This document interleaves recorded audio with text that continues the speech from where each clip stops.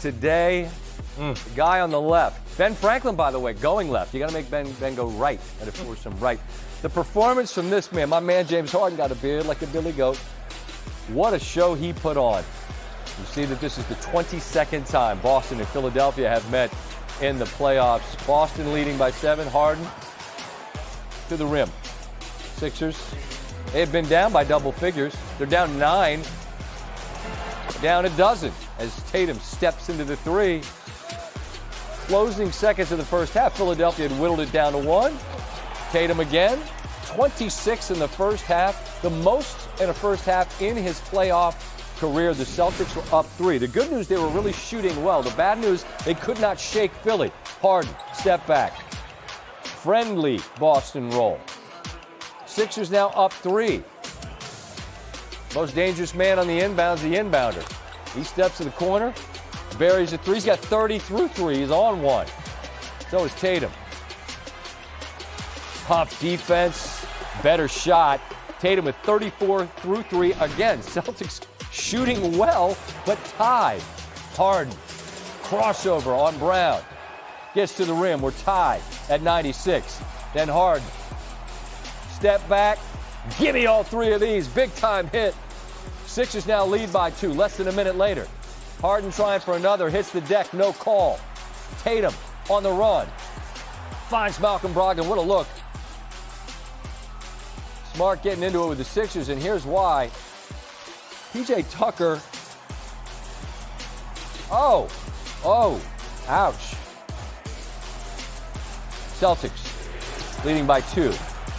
Good find from Harden on the drive to Tobias Harris, who buries the 3. That knots things back up at 107. Celtics get a free throw, lead by 1. Great passing. Tatum, Horford, Smart. And that's 3 the hard way, bucket and the foul. 4-point game again, Harden on the drive, the kick out. And this one was looked at. Tyrese Maxey called for the foul, would have been his 6th. After review, determined that Smart did not have legal guarding position, so it's an and 1 instead, which means the Sixers are within 1. That was a huge moment, obviously. Celtics leading by 1.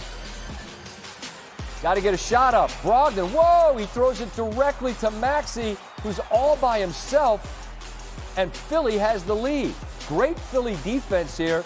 Boston kept looking for a better shot, and it ends up right in the hands of Maxey. Sixers up 1. Tatum, aggressive, early in the possession, fouled by Harris, makes both free throws. Celtics up 1.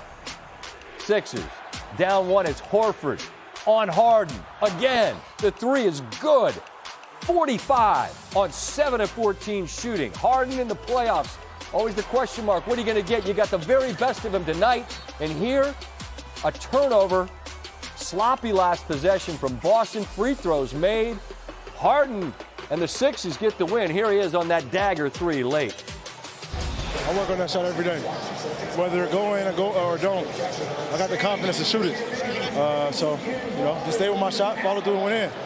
We're just a resilient team, man. We, even without Joel, we got the confidence to come here and win games, and we've been doing it all year long. So it's a good win for us. He had just the perfect mindset tonight. He really did. I'm so happy for him because it just tells you what he can do on given nights, and then he can be your point guard on given nights.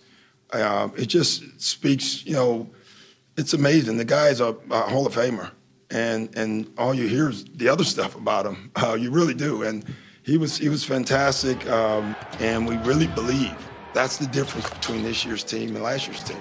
We have a bunch of street fighters, and they believe their whole thing. If we get to the fourth quarter, that's they've said it all week. If we can get to the fourth quarter, we're going to win the game. That's how we felt. That doesn't mean that always happens, but that's how we felt. Ben's step back 3 also was underappreciated in his time. Harden joined Sixers royalty, just the 3rd player to go over 40 in a series opener. Guess who else is on the list, Steve? Wilt. It's the list. There's Wilt. Harden, though, ahead of Wilt on that list. Most importantly, gets the win, as Iverson did in both of his big outbursts. Here's Tatum on what went wrong for Boston. Yeah, I got to give them some credit. Obviously, they made plays. Guys had great nights. They hit some big shots, and I think they were just in a rhythm throughout the whole game, and I don't think our pressure and intensity was necessarily as high as it probably should have been to start. And throughout the course of the game, they hit shots and the game started going, and it was in a good rhythm. Kendrick Perkins joins us now to talk about this Philadelphia victory in Boston in a game, Perk, where the Celtics shoot 59% on their home floor and lose. But James Harden was whatever Houston Harden was, whatever Philly Harden, whatever Brooklyn. People like to talk about who this guy was, who he was tonight, Perk. How would you frame the performance that he gave the Sixers?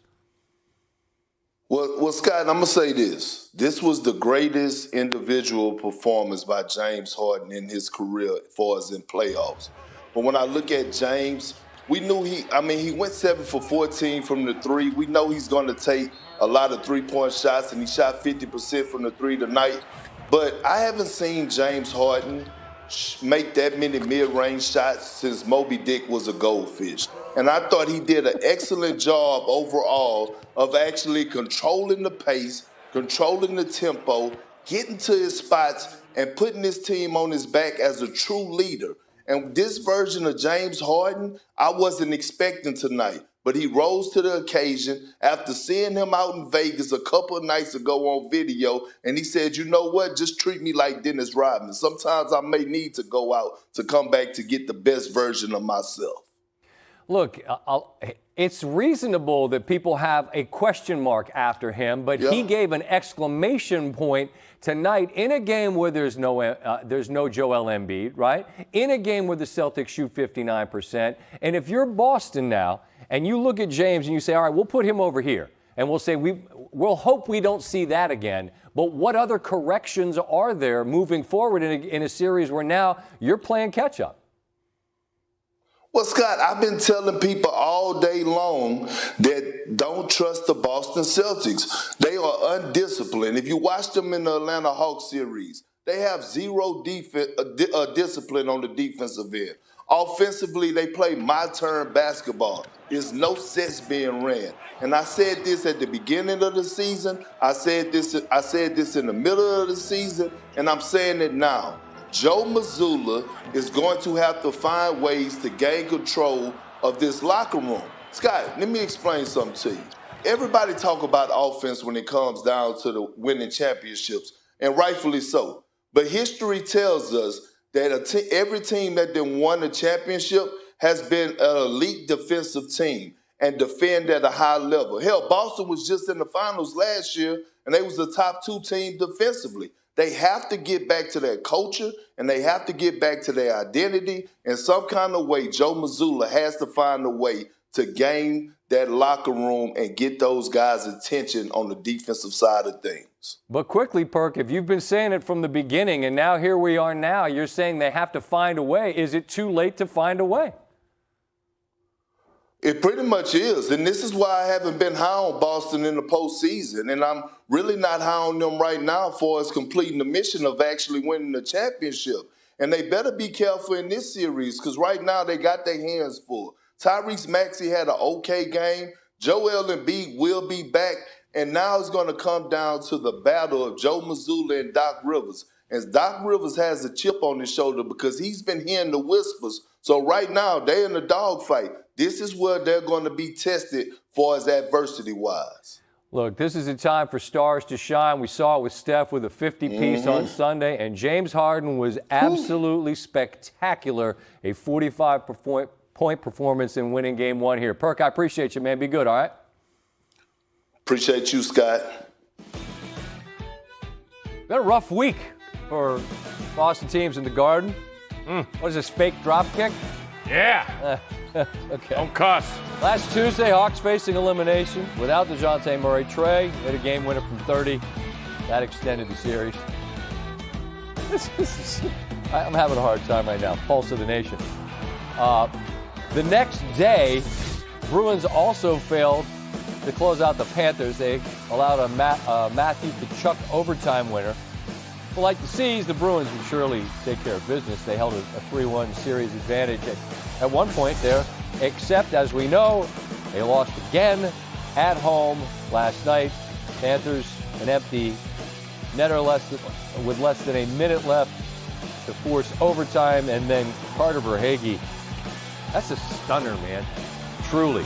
Although they were the better team throughout overtime. And now, the Sixers able to knock off the Celtics without Joel Embiid. They were catching double figures in that game. Didn't need him outright on the floor. James Harden, 45, matches his playoff career high. That's back in 2015.